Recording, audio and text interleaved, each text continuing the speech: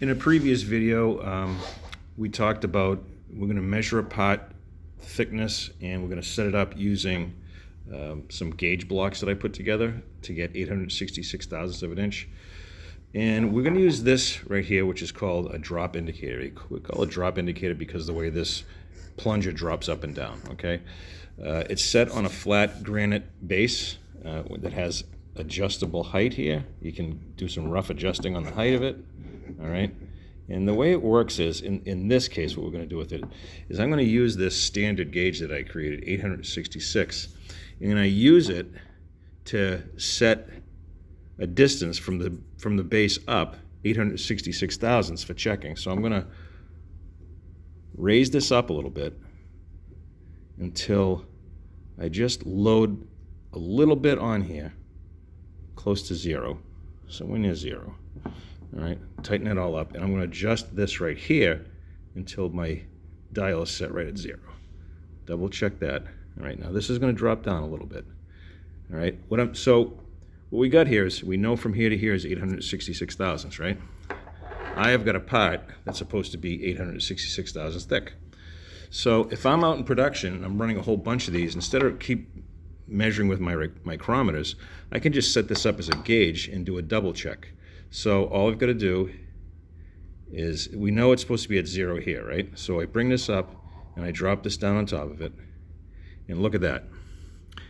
It went, instead of being at zero, it's down 10, 13, 14, 15, 16 thousandths lower than it should be.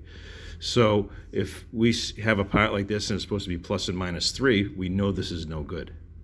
So that's really the use of this. It's to very quickly tell whether the pot is to a thickness that you want it to be. That's just one of the things you can use it for.